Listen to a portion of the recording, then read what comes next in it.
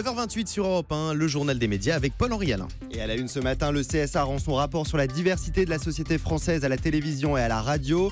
Les Chevaliers du Zodiaque feront bientôt leur retour à la télévision et Arthur fera sa rentrée sur TF1 avec une nouvelle émission. Et on commence donc avec le CSA qui rend son rapport au Parlement sur la diversité de la société française à la télévision et à la radio. Et c'est toute une série de chiffres accompagnés de préconisations qu'on retrouve dans ce rapport. Parmi les plus marquants, 75% des personnes représentées à la télévision sont des CSP+, alors qu'en réalité, seuls 20% de la population appartient à cette catégorie. Autre chiffre, 9% des personnes représentées ont moins de 20 ans, alors que là aussi, en réalité, environ 25% de la population est dans cette tranche d'âge. Même effet pour les plus âgés, 4% ont plus de 65 ans, alors qu'ils sont 19% dans la population. Et on termine avec l'exemple le plus frappant, 0,8% des personnes indexées sont représentées porteurs d'un handicap, alors qu'ils représentent en réalité 20% de la population française.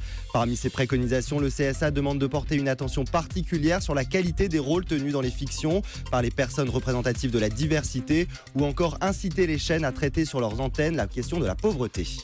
Les Chevaliers du Zodiaque feront bientôt leur retour à la télévision. Et plus précisément sur Netflix, la plateforme de vidéo a présenté ses futures animations pour les mois à venir.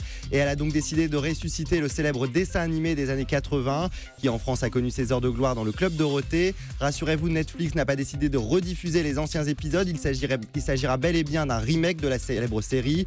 Pour cette première saison, 12 épisodes de 30 minutes sont prévus. Pour l'instant, aucune date de diffusion n'est annoncée. Mais en attendant, on peut toujours se réécouter le générique que personne n'a oublié. Les chevaliers du Zodiaque s'en vont toujours à l'attaque en chantant une chanson bien haut, c'est la chanson des héros. Les Chevaliers du Zodiaque bientôt de retour sur Netflix. Arthur fera sa rentrée sur TF1 avec une nouvelle émission. Alors qu'on le retrouve cet été régulièrement en prime les samedis avec Stars sous hypnose, Les Invisibles ou encore Vendredi tout est permis, Arthur sera de retour le 25 août avec la Dream Company, un nouveau divertissement dans lequel 7 personnalités auront pour mission de réaliser les rêves des téléspectateurs. Parmi les personnalités présentes, on retrouvera les fidèles d'Arthur, Claudia Tagbo, Issa Doumbia, Valérie Damido ou encore Bruno Guillon, répartis aux 4 coins de la France sans savoir où ils vont ni qui ils vont rencontrer. Ils devront réussir à réaliser une demande en mariage féerique, un voyage de rêve ou encore faire en sorte qu'une fille pardonne à sa mère. Le mobilier de la série Louis la Brocante est mis en vente. C'est un reportage étonnant de nos confrères du Parisien. Ils sont partis à la rencontre de Gilou à Céret dans les Pyrénées-Orientales. C'est l'antiquaire qui, durant le tournage des 44 épisodes de la série, fournissait le mobilier qui entourait Victor Lanoux. Aujourd'hui, il met en vente une centaine de pièces ayant servi au décor de la série. Vaisselier, horloge, bureau, tout y est. Et de nombreux fans de la série ou simplement chineurs n'hésitent pas à faire le déplacement. Dans ce reportage, Gilou en profite pour partager ses souvenirs et on découvre que Victor Lanoux s'est inspiré de lui pour son personnage. Alors si vous aussi vous souhaitez acheter un meuble ayant appartenu à la série, rendez-vous chez Gilou à Céret. Et on embrasse Gilou. Michel Larocque et Pierre Palmade célébreront leur amour à la télévision. Afin de célébrer les 20 ans de ce couple universel, France 2 diffusera le 24 août prochain à 22h55 le spectacle Ils s'aiment depuis 20 ans, mis en scène par Muriel Robin. Il s'agit de la sélection des meilleurs sketchs de leurs 3 spectacles. Ils s'aiment, ils se sont aimés, ils se re-aiment. Les comédiens étaient partis en tournée toute l'année dernière pour le présenter au public. Cette diffusion sera l'occasion de voir ou revoir ces moments plus drôles.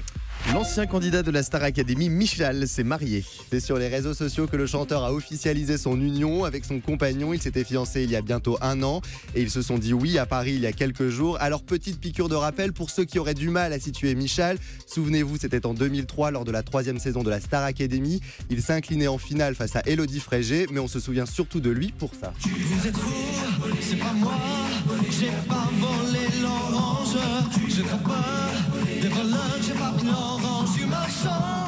Il n'y a que des chansons ringardes pour nous, Paul-Henri, ce matin. Bah oui, C'est votre jukebox, votre playlist personnelle. Allez, on termine avec le chiffre du jour. 7 comme la saison 7 du Village français dont les tournages se sont achevés hier. C'est le clap de fin pour la série de France 3. Les 6 derniers épisodes de la série seront diffusés en fin d'année. Rappelons-le, un village français incarné par Audrey Fleurot et Robin Renucci est à l'antenne depuis 2009. Merci beaucoup Paul-Henri Alain. À demain pour le journal des médias.